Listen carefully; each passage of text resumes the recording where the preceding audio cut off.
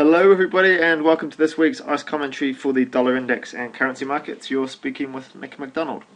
Starting here with the dollar index on the weekly chart, you can see we've still been very much stuck in this range, and in fact last week was a very small week. So look at the size of this candle, and we'll look at that shortly on a daily chart and put it into some more perspective. But it's a very small week, very tight range, and we haven't really done much other than continue to look bearish. So last week my view was if we could break out of this range, we'll be looking bearish.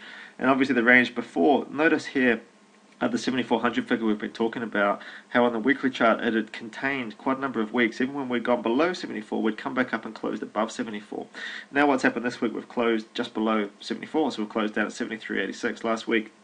When we open up this week, we're going to be opening up down below that level, pending any major gaps in the opposite direction.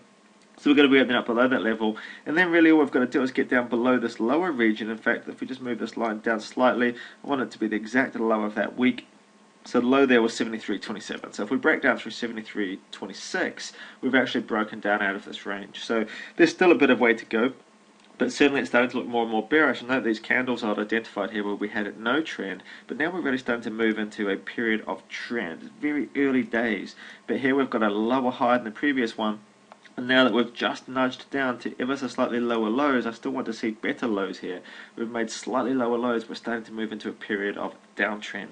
Now it's early and I do need to see it break that range, but certainly downwards is still my favourite direction. In the meantime, I'll continue to trade within this range and look for opportunities around 7400, but now I'd be swaying just slightly to the short side as we come up and test 7400 from the downside. It's going to be looking like a good opportunity for me.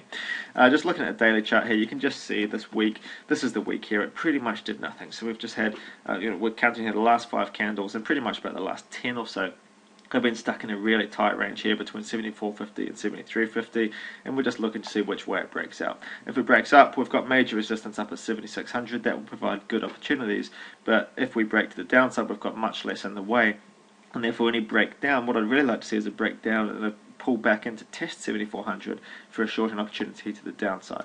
But let's see, it still could range for quite a bit more time. It might not start trending yet, but let me show you the reasons why I'm still looking to the downside. This monthly chart looks very, very bearish. We've got a really bearish candle last month, really bearish candle this month. Still just, if we can break down through those lows, that monthly candle looks extremely bearish. If we look at euro dollar, it's just the exact opposite. Euro dollar been consolidating this week, so looking at the daily chart, it's been consolidating here for about the last 10 days like the dollar index has, but we've got a really strong level to break up through. And if we can get up through there, looking at the monthly chart, it looks really strong. Bullish candle last month, bullish candle this month, break up through last month's high, and it's looking like euro dollar could go a lot higher, which is also just confirming that dollar weakness. There is one exception to it, and that is dollar Swiss.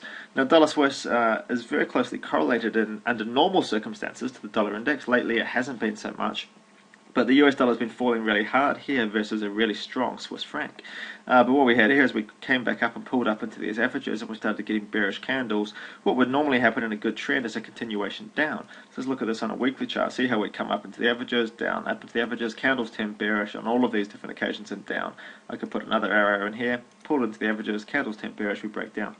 This time though we came back up in, and granted we could still turn around, we could still get a bearish candle this week and break down through, but we did have this bearish candle here, even though it wasn't quite perfectly in that moving average zone, and we would have been looking for a breakdown through that, and it didn't happen. So just ever so slight signs of bullishness on the US dollar here. Not going to upset my view, but certainly just slight hints towards a bullish US dollar there against the Swiss franc. Maybe more to do with bearish Swiss franc than bullish US dollars.